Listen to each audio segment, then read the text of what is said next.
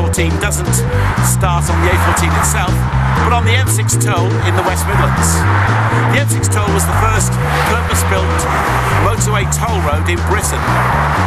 And what's happened on the M6 toll has great bearing on what's going to be happening on the A14 in future years.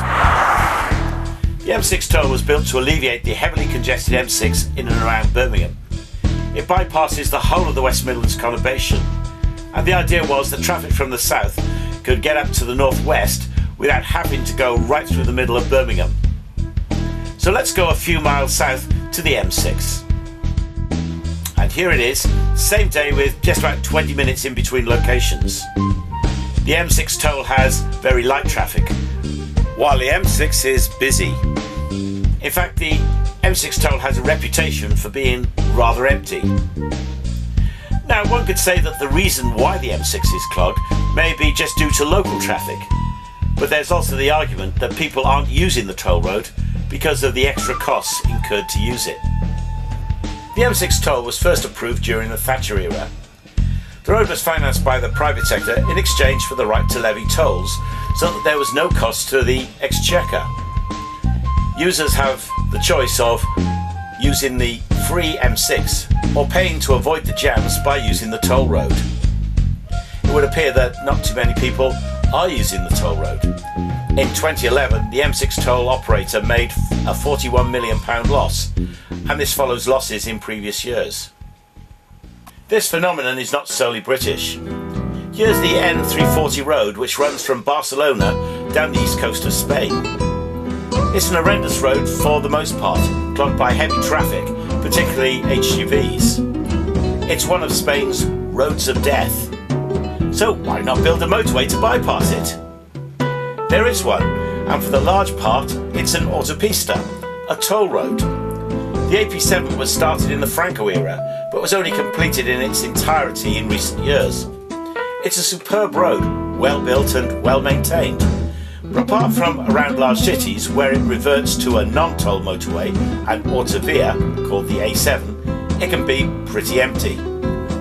Here's a picture of the AP7 between Valencia and Tarragona during the rush hour, and as you can see, it's pretty thinly used. Meanwhile, the N340, which runs parallel to it, is heavily congested. Why? Because motorists just aren't prepared to pay the tolls for the AP7. The solution? Well, autopistas are currently out of fashion with the Spanish government. But rather than try to buy out their contracts with the toll operators, they converted or bypassed parts of the N340 into an autovia, a free motorway.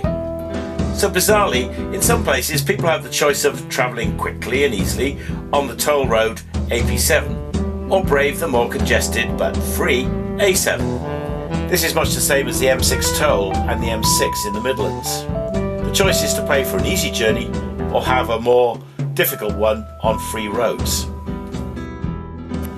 Why do I tell you all this? Well, because the present government wants to use the same method to improve and build new roads, and their first candidate is the A14 between Cambridge and Huntingdon. The final route hasn't been finalised yet, but at least one section of the new road will be a toll road. It will certainly save the government money, but will it actually ease congestion?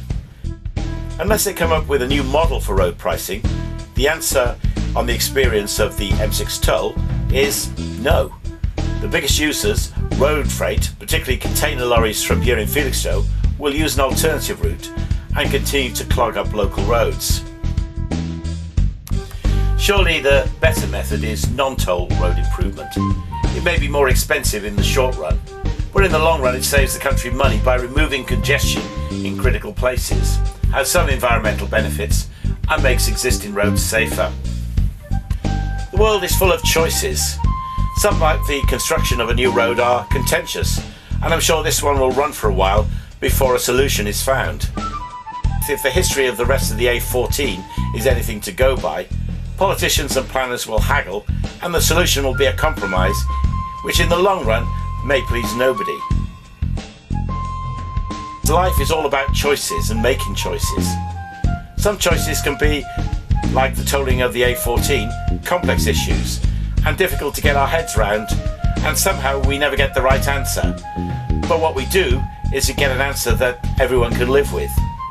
It's the logic of compromise, and what we end up with is a combination of economics, political dogma, engineering considerations and conventional wisdom. When it comes to life and God, we find that the logic of compromise doesn't work. People can't do deals with God. There isn't scope for compromise. Most people, if they believe in God at all, hope that he might find them acceptable. After all, most folks are decent, aren't they? But does he compromise or cut his standards if we're good people? Well, we know that God has rather high standards. There's a saying in the Bible, all have sinned and come short of God's glory. So if God doesn't compromise, what does he do about all our failings? Well, he's thought of a better way. He knows that whoever we are, because we always fall short of him, he needed to do something about it himself. And in fact, what he's prepared to do is to offer us relationship with him and eternal life as a free gift. Yep, you heard right. He offers it to people as a free gift. Now, a gift can only become ours when we receive it. So why does God offer a relationship with him and eternal life for free? Well, because he knew that we will fall short of him and do fall short of him. And so he sent his son Jesus into the world to pay the penalty for what we've done wrong in order that we can come into relationship with him. He said, I've come to bring you life, life to the full. If you want to know God, he hasn't made it difficult for you. He's already opened a way. There's no barrier, no toll. We start by recognizing how we fall short of God.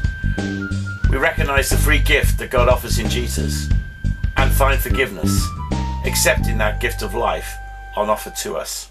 Well, thanks for listening, and may God bless you.